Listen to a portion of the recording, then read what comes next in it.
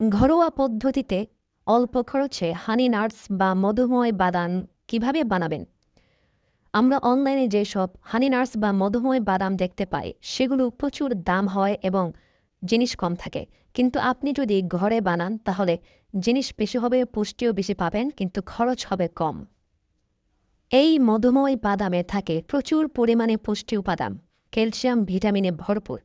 যারা নাকি শরীর দুর্বলতায় ভুগছেন তাদের জন্য খুবই উপকারী। প্রতিদিন রাতে এবং সকালে ১ চামচ করে খেতে পারলে আপনার শরীরের যে দুর্বলতা, যেসব সমস্যা, এগুলো দূর হয়ে যাবে ইনশাআল্লাহ।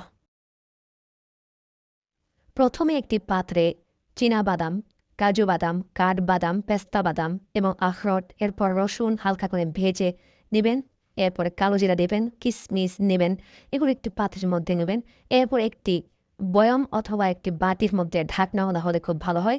এরকম একটা বাটির মধ্যে আস্তে আস্তে প্রত্যেকটা উপাদান, যেমন প্রথমে আপনি রসুনগুলো রাখবেন।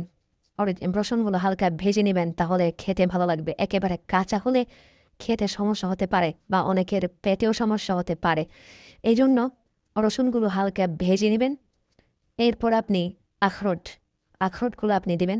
এই আখরোটগুলো যদি আপনার কাঁচা, একদম কাঁচা খেতে ভালো না লাগে তাহলে হালকা এগুলো আপনি ভেজে নিতে পারেন। এই যে আমি ভেজে নিয়েছি। এরপর আপনি এখানে এই কাজু বাদামগুলা দিবেন। কাজু বাদামগুলা দেওয়ার পর আপনি কাঠবাদামগুলা দিবেন।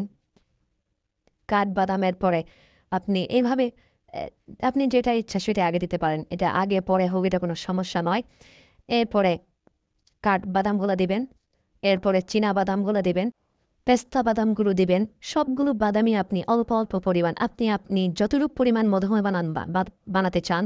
আমি এখানে মোট ৭ দিনের জন্য অথবা ১০ দিনের জন্য বানাচ্ছি। এজন্য অল্প, অল্প পরিমাণ এখানে দিবেন। কিশমিশ দেওয়া হলো। এগুলো সবগুলো দেওয়া হলে এরপরে যে আমাদের আসল জিনিস, খাঁটি মধু পেলে তো খুব ভালো হয়। যেখান থেকে আপনি মধুটা সংগ্রহ করবেন। এখানে মধুটা আস্তে করে পরিমাণ মতো আপনি ঢেলে দেবেন।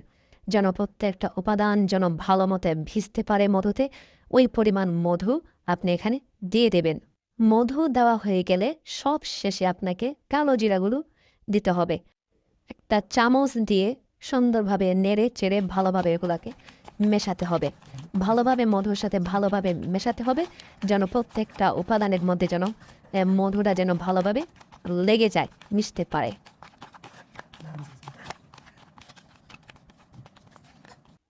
এই যে হয়ে গেল আপনার ঘরোয়া পদ্ধতিতে অল্প খরচে খুব সুন্দর